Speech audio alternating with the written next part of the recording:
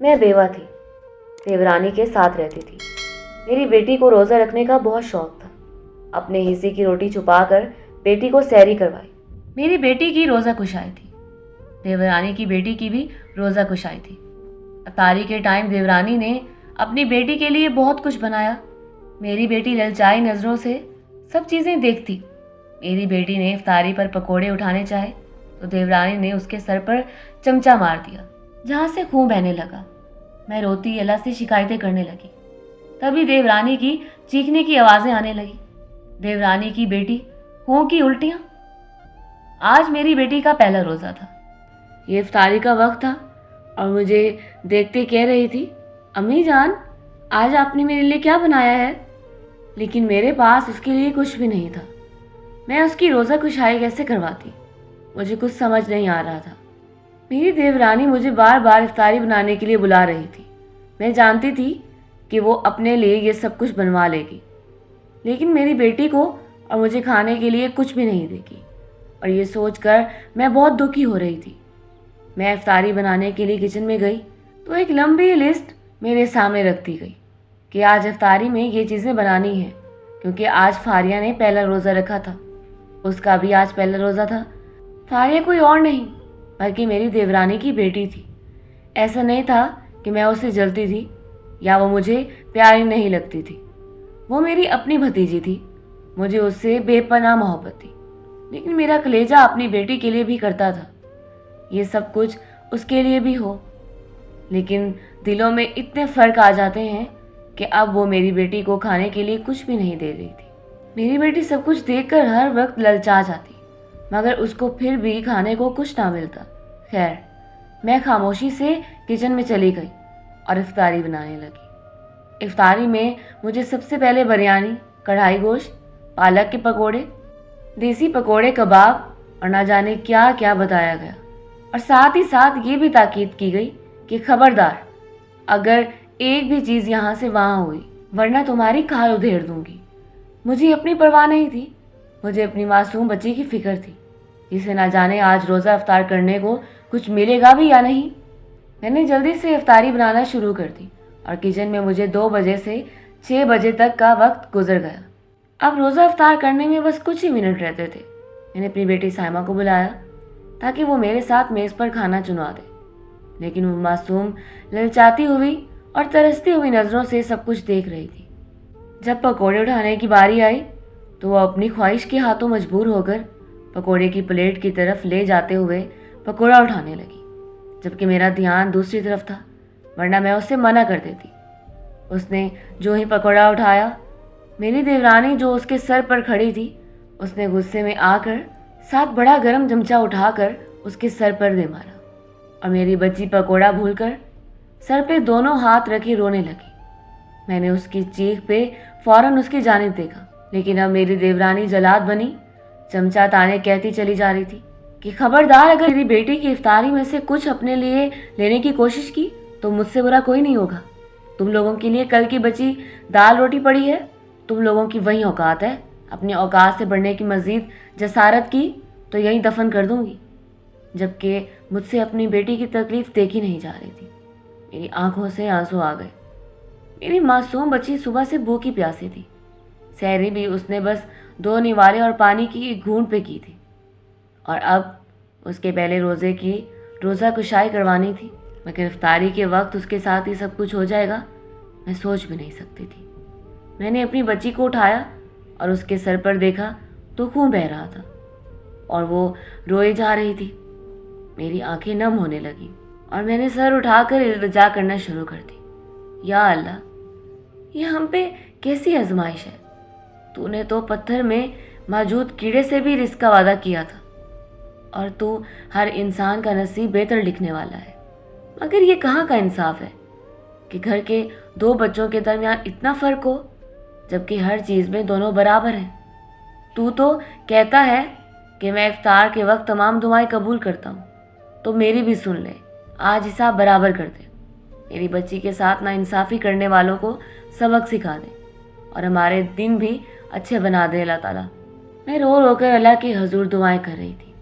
पकोड़ों की प्लेट खुद मेरी देवरानी उठाकर ले गई थी میں نے اپنے دوپٹے سے اپنی بیٹی کے سر کو باندھ دیا تاکہ مزید خون نہ نکلے، اور فریج میں سے باسی دال اور کبرڈ میں پڑی باسی روٹی نکال کر میں نے اپنی بچی کے سامنے رکھ دی تھی کہ باہر سے شور اٹھنے لگا اور میری دیورانی ثانیہ کے رونے کی آوازیں آنے لگی۔ میں جلدی سے بھاگتی ہوئی باہر گئی تو جو کچھ میں نے دیکھا اس نے میرے پیروں تلے سے زمین کھینچ لی تھی۔ یہ ان دنوں کی بات ہے جب میرے حالات اتنے نہیں بگڑے تھے۔ یہ گھر صرف میری ملکیت ہوا کرتا تھا، اور میری ملکیت میں یہاں پر جو بھی رہتا تھا وہ اپنی مرضی سے رہتا تھا، کبھی بھی کسی پر ظلم نہیں کیا گیا تھا۔ میرے شوہر جاوید بہت خوش اخلاق انسان تھے۔ وہ اپنے چھوٹے بھائی کے ساتھ ہمیں لیے اس گھر میں ایک ساتھ رہتے تھے، لیکن وقت کبھی ایک جیسا نہیں رہتا۔ زندگی میں کافی اتار چڑھاؤ آتے رہتے ہیں، اور انسان کبھی عروج پر چلا جاتا ہے تو کبھی زوال کے طوطے رنگتا چلا جاتا ہے۔ ہماری زندگی میں بھی ایسا ہی ایک عروج آیا تھا، اور اب بالکل ایسا ہی ہے کہ زوال آیا ہے۔ اب تو ہماری زندگیاں ایسی اندھیرے میں گم ہوئی ہیں کہ جیسے لگتا ہے کبھی ہم اس اندھیرے سے باہر ہی نہیں آ پائیں گے۔ خیر، میرے شوہر جاوید ایک ریٹائر آفیسر تھے اور ساتھ ہی وکالت کے شعبے سے منسلک تھے، اور وکالت میں ان کا بڑا نام تھا۔ ان کے نام پر بہت ساری جائیداد اور کافی ساری زمینیں تھیں، ساتھ ہی ساتھ وہ بزنس مین بھی تھے۔ اس طریقے سے ہم ایک بہت بڑے گھر میں رہتے تھے۔ نوکر چاکر ہمارے آگے پیچھے گھومتے پھرتے تھے۔ میرے شوہر جاوید کا کام پہلے دن سے ایسا چمکا ہوا تھا کہ اللہ نے اتنی عزت دی تھی، اور اب آگے بھی وہ ترقی کرتے جا رہے تھے۔ لیکن یہ ترقی بھی کچھ ہی دنوں کی تھی، کیونکہ بہت جلد ہی وہ ہم میں نہ رہے تھے۔ ایک روز جب میری بیٹی سائمہ کا جنم دن تھا، اس روز میرے شوہر نے بہت جلدی آنے کا وعدہ کیا تھا اور ایک گھر میں بہت بڑی پارٹی رکھی تھی۔ یہی وجہ تھی کہ ان کے تمام دوست احباب ہمارے گھر پر موجود تھے۔ سبھی لوگ خوشیاں منا رہے تھے، اور ہمارے سبھی ملازمین ہمارے تمام مہمانوں کو مشروب پیش کر رہے تھے۔ یہ پارٹی شام کی رکھی گئی تھی، لیکن شام سے رات ہو چکی تھی، اور اب رات بھی آہستہ آہستہ سرد ہوتی جا رہی تھی۔ رات کے 10 بجے سبھی مہمان ایک ایک کر کے گھر کو واپس چلے گئے تھے۔ مہمانوں کے جانے کے بعد ہم سب گھر والے ہی بچے تھے۔ میرے دیور اور ان کی بیوی تانیہ ہمارے ساتھ تھی۔ تانیہ اور حماد بھائی نے کہا کہ آخر بھائی کو اتنی دیر کیوں آ رہی ہے؟ وہ تو کبھی آفس میں ابھی اتنی دیر نہیں کرتے۔ اب تو سائمہ بھی باپ کو یاد کر کے رونے لگی تھی، اور میرا دل بھی ہلنے لگا تھا۔ نہ جانے کیوں اتنی دیر ہو رہی تھی۔ میں نے جب کال ملانا شروع کی تو نمبر بند آ رہا تھا۔ میرا دل ڈر کے مارے بند ہوتا جا رہا تھا۔ مجھے سمجھ نہیں آ رہی تھی کہ آخر وہ کہاں ہیں، اور ان کا موبائل کبھی اس طریقے سے بند نہیں ہوا تھا، اور نہ ہی انہوں نے کبھی اتنی غیر ذمہ داری کا مظاہرہ کیا تھا۔ اور سائمہ کے معاملے میں تو وہ کبھی لاپرواہی برت نہیں سکتے تھے، کیونکہ وہ ان کی لاڈلی بیٹی تھی۔ ان کے لیے وہ سب کچھ کر سکتے تھے۔ لیکن آج یہ کیا ہو رہا تھا؟ اس سے وعدہ کر کے گئے تھے کہ وہ بہت جلد آئیں گے، لیکن ابھی تک وہ نہیں آئے تھے۔ میں نے بار بار کال کی، ان کے آفس کے نمبر پر کال کی، وہاں سے بھی کوئی جواب نہ آیا۔ یوں لگ رہا تھا جیسے وہاں سے چھٹی ہو گئی ہو، اور یہاں پر موبائل پر بھی کوئی کال اٹینڈ نہیں کر رہا تھا، نمبر ہی بند جا رہا تھا۔ جب کافی دیر کچھ پتہ نہ چلا تو میں نے حماد بھائی سے التجا کی کہ آپ جا کر ان کے بارے میں پتہ لگائیں، نہ جانے وہ کہاں ہوں گے اور ابھی تک واپس کیوں نہیں آ رہے۔ نہ ہی ان کا نمبر آن ہو رہا ہے اور نہ ہی ان سے بات۔ میرے کہنے پر حماد بھائی جلدی سے باہر چلے گئے اور گاڑی نکال کر ان کے پیچھے جانے لگے۔ جب وہ واپس آئے تو ان کے کندھے جھکے ہوئے تھے اور ان کے چہرے کی رنگت سرد پڑ رہی تھی۔ ان کی آنکھوں سے یہ لگ رہا تھا جیسے وہ کافی دیر روتے رہے ہوں۔ انہیں اس طرح دیکھ کر میرے پیروں تلے سے زمین نکل گئی۔ انہیں اس حالت میں دیکھ کر میں جلدی سے ان کی طرف بڑھی اور کہنے لگی، بھائی کیا ہوا ہے؟ سب خیریت تو ہے؟ لیکن وہ جھکی نظروں اور جھکے کندھوں کے ساتھ خاموشی سے کھڑے رہے۔ ان کو دیکھ کر میری حالت مزید خراب ہونے لگی تھی۔ میرے دل کو کچھ ہونے لگا تھا۔ مجھے دل کی دھڑکن بے ترتیب محسوس ہونے لگی تھی، اور نہ جانے مجھے کیسے کیسے وسوسے آنے لگے تھے۔ میں نے ایک بار پھر سے انہیں جھنجھوڑ کر کہا تو وہ کہنے لگے، بھابھی جو بات میں آپ کو بتانے جا رہا ہوں یہ آپ نے بڑی صبر سے سننی ہے، اور وعدہ کریں کہ آپ یہ بات سننے کے بعد نہیں روئیں گی۔ آپ کو یہ خبر سننے کے لیے خود کو بہت मजबूत करना होगा। इसलिए एक बात मेरे लिए बहुत तशवीश का बाइस थी। मुझे तजस्सुस हो रहा था और मेरा दिल भी डूबा जा रहा था। ना जाने वो क्या कह रहा था और क्या कहना चाह रहा था, मुझे कुछ समझ नहीं आ रही थी। मैंने कहा, जो भी है मुझे सच सच बताएं, यूँ पहेलियाँ मत बुझवाएं। तो फिर वो कहने लगे, भाई का एक्सीडेंट हो गया है और वो इस दुनिया से रुखसत हो गए हैं। मैं अभी जब उन्हें ढूंढने निकला तो मुझे पता चला है कि वो मेन रोड पर ही उस हादसे का शिकार हुए और उन्हें वक्त पर ही हॉस्पिटल ले जाया गया, लेकिन हम लोग उन्हें बचा नहीं पाए। ये उनका कहना था। उस पर यह खबर सुनने के बाद जो कयामत टूटी थी वो एक औरत ही समझ सकती है। मैं जोर जोर से रोना चाहती थी, लेकिन मुझे खुद को मजबूत करना था। आपको यह खबर देनी थी, इसलिए मैं लौट आया। हमाद भाई ने जब ये सब कुछ कहा तो मेरे पैरों तले से ज़मीन निकल गई। मुझे यूँ लगा जैसे मेरे सर पर आसमान फट पड़ा हो। मेरी हंसती बसती ज़िंदगी को किसकी नज़र लग गई थी, मुझे कुछ समझ नहीं आ रही थी। मेरी आंखों से आंसू बहने लगे। मुझे कुछ समझ नहीं आ रहा था कि ये सब क्या हो रहा है। बिल्कुल पागलों जैसी हरकतें करने लगी थी। मैंने कहा, आप गलत कह रहे हैं, ऐसा कुछ भी नहीं है। जावेद बिल्कुल ठीक है। वो तो कह कर गए थे कि वो साइमा के बर्थडे के लिए गिफ्ट लाने के लिए जा रहे हैं, लेकिन अभी तक वो वापस नहीं आए। वो यकीनन मार्केट में भी रहे होंगे। लेकिन हमाद भाई ने रोकर कहा कि ऐसी कोई बात नहीं है, जो मैंने कहा है वही सच है। बल्कि ये बात मेरे दिल में खंजर की तरह लग रही थी। मुझे समझ नहीं आ रहा था कि मैं इस चीज़ पर क्या रिएक्ट करूं। 2 घंटे बाद जावेद की मैयत को घर लाया गया और फिर हमारे हंसते बसते घर में, जहां अभी खुशियां मनाई जा रही थी, वहीं पर ही एकदम से मातम का समा होने लगा था और एकदम से यहाँ रोना पीटना शुरू हो चुका था। मेरी आंखों में आंसू थे और मैं सकते की हालत में बैठी थी, जबकि साइमा तो बिल्कुल पागल होती जा रही थी। अपने बाप को इस हालत में देखकर उसे यकीन नहीं आ रहा था। वो अभी भी कह रही थी कि बाबा अभी आएंगे और मेरे लिए गुड़िया लेकर आएंगे। उन्होंने भी कहा था कि वो मेरी सालगिरह पर एक अच्छी सी गुड़िया लाएंगे और वो मेरी गुड़िया लाने के लिए गए होंगे। ये तो मेरे बाबा नहीं हैं।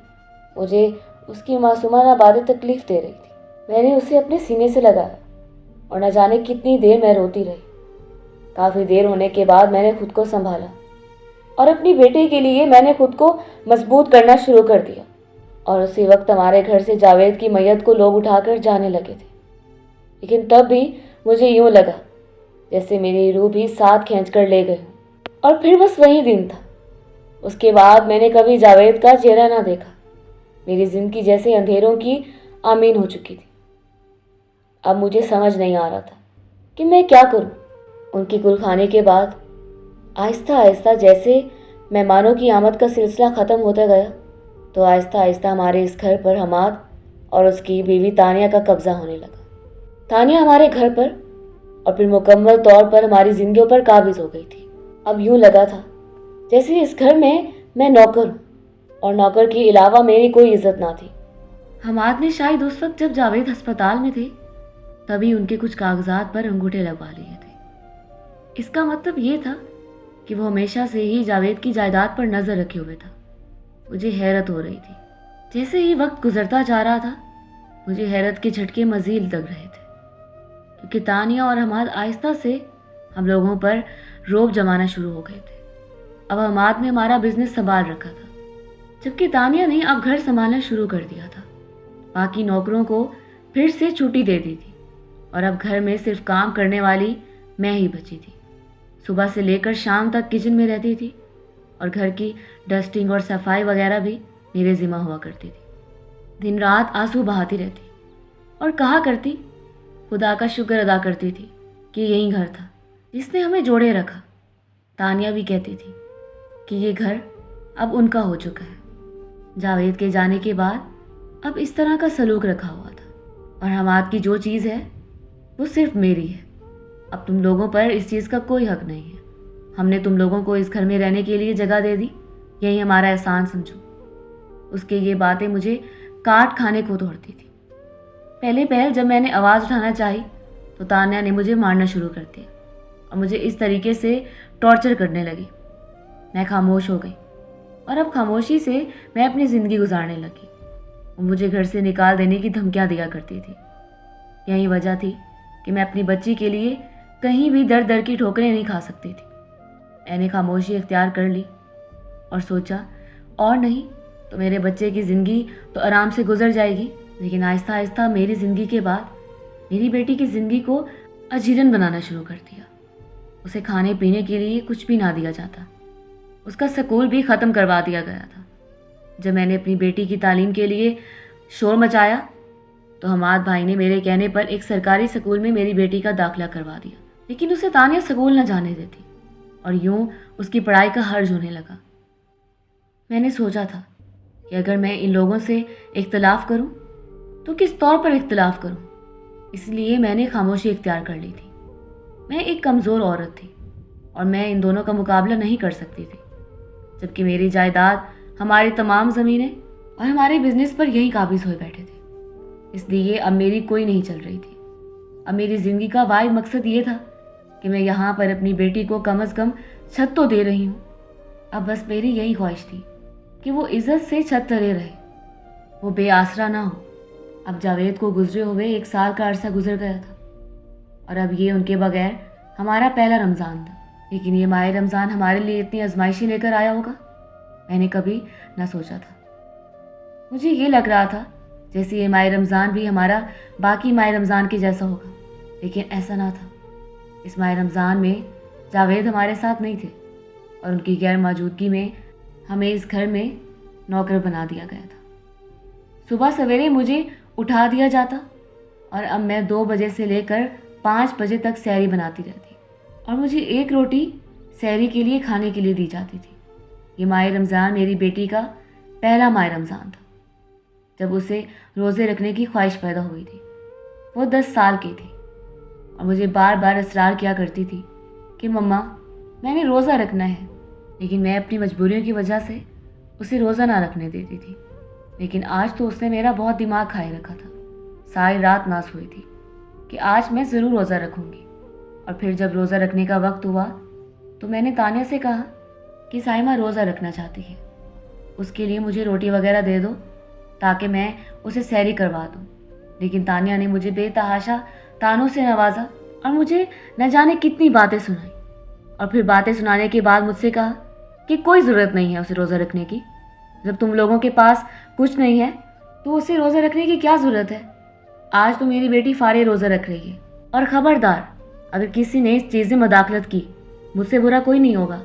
मेरी आंखों में आंसू आ गए थे। जो उसने मुझे सहरी के लिए 1 रोटी और दाल दी थी, वही रोटी दाल मैं छुपा कर अपने कमरे में ले आई थी और अपनी बेटी को दे दी थी, जबकि खुद मैंने पानी पर ही रोज़ा रखा था। मेरी बेटी ने भी बस 2 निवाले ही खाए थे और 1 घूंट पानी पिया था और बस उसी पर ही सहरी कर ली थी। अब सारा दिन गुजर जाने के बाद जब शाम का वक्त हुआ तो उसने मेरी तरफ देखा, मुझसे कहने लगी, अम्मी जान आज मेरा पहला रोज़ा है, क्या मेरी भी रोज़ा कुशाई होगी? मैंने देखा है कि हमारे मोहल्ले में जिन जिन बच्चों ने रोज़ा रखा होता है उनके बड़े अच्छे तरीके से रोज़ा कुशाई करवाते हैं। क्या मेरी भी रोज़ा कुशाई ऐसे ही की जाएगी? मेरे लिए भी नए नए पकवान बनेंगे। आपको पता है बाबा के होते हुए जब माह रमज़ान आता था, पिछले साल भी हमारा घर माह रमज़ान में कितनी रौनक लगी रही थी और मेरे लिए ख़ास तौर पर डिश बनती थी, हालांकि मैंने कभी रोज़ा नहीं रखा था। उसकी बातें सुनकर मेरी आंखों में आंसू आ गए थे। मैंने अपनी बेटी को सीने से लगाया और कहने लगी, बेटा हमेशा वक्त एक सा नहीं रहता, कभी कभी इंसान पर बहुत अच्छा वक्त आ जाता है और कभी कभी इतना बुरा वक्त आ जाता है कि इंसान खुद को भी भूल जाता है। इंसान नाउम्मीद होने लगता है। लेकिन बेटा उम्मीद का सहारा बिल्कुल ना छोड़ना, अल्लाह ताला पर हमेशा उम्मीद रखना और अच्छे की उम्मीद रखना। इंशाल्लाह देखना सब कुछ ठीक हो जाएगा। लेकिन ये सिर्फ कहने से ही ठीक होने वाला नहीं था। अब तो सिर्फ अल्लाह का कोई मौज़ा ही हो सकता था जो सब कुछ ठीक कर सकता था। खैर मैंने अपनी बेटी को दिलासा दिया और अफ्तारी बनाने के लिए आ गई। लेकिन जब अफ्तारी के वक्त मेरी बेटी मेरे साथ खाना सर्व करने लगी तो उसने पकौड़ों की तरफ हाथ उठाया तो उसे तानिया ने सर में एक चमचा दे मारा था और चमचा मारने की वजह से उसके सर से खून बहने लगा था, जबकि तानिया के ताने मजीद शुरू हो चुके थे। उनके तानों की परवाह ना करते हुए मैंने अपनी बेटी को देखा। उसके सर से खून बहने लगा था। मैंने जल्दी से उसके सर पर अपना दुपट्टा बांध दिया और अल्लाह ताला से इल्तिजा करने लगी। अल्लाह ताला से ढेर सारी दुआ और इल्तिजा करने के बाद जब मैंने अपनी बेटी को दाल और रोटी देकर इफ्तारी करवाना शुरू की, तभी बाहर से तान्या की आवाज़ आने लगी। यूँ लग रहा था जैसे कोई चीख रही हो और चिल्ला रही हो। मैं भागते हुए बाहर आई। जो कुछ मैंने देखा उसने मेरे पैरों तले से ज़मीन खींच ली थी, क्योंकि सामने डाइनिंग टेबल पर बैठी हुई फारिया अब खून की उल्टियाँ किए जा रही थी। उसने अभी इफ्तारी करने के लिए एक खजूर का दाना भी नहीं लिया था, लेकिन न जाने क्यों उसे खून की उल्टियाँ आने लगी थी। और वो खून की उल्टियाँ इतनी तवील हो गई थी कि तान्या की जान निकलने को आ रही थी। वो बार बार रोती चीखती चिल्ला रही थी और अपनी बेटी को अपनी गोद में उठाया हुआ था। खून की उल्टियाँ आने के साथ साथ उसके कानों और उसके नाक से भी खून बह रहा था। कुछ देखकर मेरे पैरों तले से ज़मीन निकल गई थी।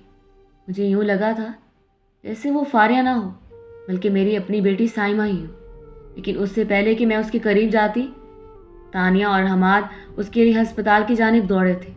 मैं पीछे से दुआएं करती रह गई थी कि खुदा करे सब खैर हो। 1 घंटे बाद हमाद घर वापस आया और कहने लगा, भाभी आप हमारे साथ चलें, खुदारा आप हमारे साथ चलें और साइमा को भी साथ ले लें। फारिया की तबीयत बहुत ख़राब होती जा रही है। जबकि तानिया कह रही है कि आप बस भाभी को और साइमा को बुला लें, खुदा के लिए उन्हें बुला लें। मैं नहीं जानता कि वो ऐसा क्यों कह रही है, लेकिन खुदा के लिए आप लोग हमारे साथ आए। मुझे लगता है कि हमें आप लोगों की ज़रूरत है। यही बुरे वक्तों में साथ निभाते हैं और काम आते हैं। उनकी आंखों में आंसू थे, जबकि उनको इस हालत में देखकर मुझे तरस आने लगा था। मैंने फ़ौरन ही साइमा को अपने साथ लिया और जल्दी से उनके साथ हॉस्पिटल पहुंची। सबसे पहले हमाद भाई ने साइमा के सर पर पट्टी करवाई और फिर उसके बाद हमें तानिया के पास ले गए। तानिया कॉरिडोर में जाए नमाज बिछाए अल्लाह ताला से दुआ गो थी और उसकी आंखों से आंसू बह रहे थे। उसने जैसे ही मुझे आता देखा, जाए नमाज से उठकर भागती हुई मेरे पास आई और मेरे सामने हाथ जोड़ते हुए कहने लगी, खुदा के लिए मुझे माफ़ कर दे भाभी, मैंने आप लोगों के साथ अच्छा नहीं किया। मेरी प्यारी बेटी साइमा, खुदा के लिए तुम भी मुझे माफ़ कर दो। मुझे लगता है कि मैंने आप लोगों के साथ बहुत बुरा किया है, इसलिए मुझे अपने बुरे की सज़ा मिल चुकी है। कहते हैं कि गरीब और यतीम के माल पर कब्ज़ा नहीं करते और कहते हैं उनका माल भी नहीं खाते। ये इस्लाम में नाजायज़ है, लेकिन ना जाने मैंने क्या सोचकर आप लोगों से ये सब कुछ हथिया लिया और आप लोगों को नौकरों की तरह इस घर में रख दिया। हालांकि इस घर के और तमाम जायदाद के असल मालिक तो आप लोग ही थे। खुदा के लिए भाभी मुझे माफ़ कर दें। ये कहते हुए वो रो रो कर मेरे पैरों में गिर पड़ी। ऐसे यूं इस हालत में अपने पैरों में देखकर मेरी आंखों से आंसू आ गए थे। मैंने कहा, तानिया ये तुम क्या कर रही हो? ऐसा कुछ नहीं है, वो मेरी बेटी ही है। मैं उसे कभी बद्दुआ नहीं दे सकती। लेकिन मैं जानती थी कि आज जो मैंने खुदा से इल्तिजाएं की थी, जो मैंने खुदा से शिकायत की थी, वो कबूल हो चुकी थी और यतीम का माल खाने वाले आज अपने किए की सज़ा पा रहे थे। मेरी आंखों में आंसू आने लगे थे। मैंने तो बस ऐसा कभी नहीं चाहा था। वो तो मासूम बच्ची थी, न जाने उसे क्या हो गया था। मैंने उससे कहा, तानिया हिम्मत करो और मुझे बताओ कि आखिर क्या हुआ है। फारिया को डॉक्टर क्या कहते हैं? तो तानिया कहने लगी, फारिया को एकदम से नक्सीर फूट पड़ा है और डॉक्टर कह रहे हैं कि इतना खून बह चुका है, उसके कोमे में जाने का खदशा है। उसके दिमाग की रगें भी कमज़ोर होती जा रही हैं। ना जाने वो ठीक भी होगी या नहीं। भाभी खुदा के लिए आप लोग दुआ करें। अब आप लोगों की दुआ ही हमें बचा सकती है। मैंने देखा था कि इफ्तारी के वक्त जब मैंने साइमा को मारा था, आपको काफ़ी ताने दिए थे। तभी आपने जो दुआ की थी वो फ़ौरन ही कबूल हो गई थी। अल्लाह ताला ने हमें जुल्म करने वालों को अंजाम तक पहुंचा दी है। अब तुम ही हमारे लिए दुआ करो, तुम्हारी दुआ जल्द कबूल होगी। खुदा के लिए हमें माफ़ कर दो, हम दोबारा ऐसा कभी नहीं करेंगे। हमने आपके साथ बहुत नाइंसाफ़ी की है और आज मुझे पता चल चुका है कि ये हराम का माल था मेरे लिए, जो मैंने अपनी बच्ची को खिलाया। अब देखो मेरी बच्ची किस हालत में है। उसकी ये बात सुनकर मेरी आंखों में आंसू आ गए थे। मैंने उसके हाथों से पकड़ा और उसे जाकर कॉरिडोर में कुर्सियों पर बिठा दिया और कहने लगी कि तानिया, मैंने तुम्हें और तुम्हारे शौहर हमाद को माफ़ कर दिया है। मैं उन लोगों में से नहीं हूँ जो बातों को अपने दिल पर रखते हैं और कभी नहीं बोलते। मैं तुम लोगों को बिल्कुल अपने सगे बहन भाइयों की तरह मानती हूँ, क्योंकि हमाद भाई जावेद के भाई और आप भाभी थी। इसलिए इस रिश्ते से आप लोग मेरे भी भाई भाभी हैं और मैं आप लोगों को बिल्कुल भी दुख नहीं देना चाहती थी। मैं नहीं जानती थी कि मेरी दुआ इस तरीके से कबूल हो जाएगी, लेकिन अल्लाह ताला ने जिसकी आंखें खोलनी होती हैं उसकी आंखें किसी भी तरीके से खोल देता है। मैं इंशाल्लाह दुआ करूँगी और फारिया बहुत जल्द ठीक हो जाएगी। ये कहते हुए मैंने जल्दी से जाए नमाज संभाल ली थी, जबकि मेरे साथ ही मेरी बेटी साइमा भी आकर खड़ी हो गई थी। उसने भी अपने नन्हे नन्हे हाथ उठाकर अल्लाह ताला की बारगाह में दुआ करना शुरू कर दी थी। हम फारिया के लिए बहुत सारी दुआएं कर रहे थे। हम दोनों बैठी जाए नमाज पर दुआएं कर रही थी और रो ही रही थी कि डॉक्टर हमें अपनी तरफ आते हुए दिखे। तभी हमाद भाई जल्दी से भागते डॉक्टर की तरफ बढ़े। डॉक्टर कहने लगे, मुबारक हो, आपकी बच्ची अब खतरे से बाहर है। इतना ज़्यादा खून बहने की वजह से और दिमाग की इतनी कमज़ोरी की वजह से वो कोमा में जाने वाली थी। ना जाने वो कैसे बच गई, जबकि मुझे समझ आ गई थी ये अल्लाह ताला का मौज़ा था और वो साबित करना चाहते थे कि इफ्तारी के वक्त मांगी जाने वाली हर दुआ कबूल होती है और अल्लाह ताला हर मजलूम इंसान के साथ और बेसहारा इंसान के साथ होते हैं। बेशक वो यही साबित करना चाहते थे कि खुदा कभी दूर नहीं गया।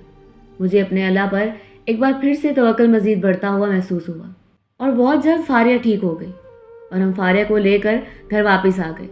और फिर उसके बाद कभी भी तानिया और हमाद ने हमें ताना देने की जरूरत नहीं की थी। वो दोनों अब बिल्कुल वैसे ही हमारे साथ रहने लगे थे जैसे पहले की तरह थे और अब मुझे इस घर में सबसे बड़े बंदे होने का एजाज़ मिल चुका था। अब मेरी मर्ज़ी से ही सब कुछ किया जाता था और मेरी बेटी को भी इस घर की बेटी की हैसियत मिलने लगी थी। मेरे लिए इससे बढ़कर और क्या बात हो सकती थी। मेरी आंखों में आंसू थे और खुदा का शुक्र अदा कर रही थी कि इस बार मेरी बेटी की ईद रायगा नहीं जाएगी, बल्कि मेरी बेटी की ईद में इस बार मज़ीद रौनक होगी, क्योंकि इस बार फारिया और भाई और तानिया हमारे साथ सच्चे दिल के साथ शामिल होंगे। और माह रमज़ान भी बाकी नहायत ही खूबसूरत तरीके से गुजरा था। अल्लाह ताला ने अपनी दिखा दी थी। बेशक वो किसी यतीम का माल नहीं खाने देते और जो यतीम का माल खाते हैं उनको अल्लाह ताला उनकी औलाद से आजमाते हैं। और ये सब कुछ मेरे सामने हो गया था। खुदारा किसी मजलूम की आह ना ले, बल्कि मजलूम का सहारा बने, वरना अल्लाह ताला की लाठी बेआवाज़ होती है।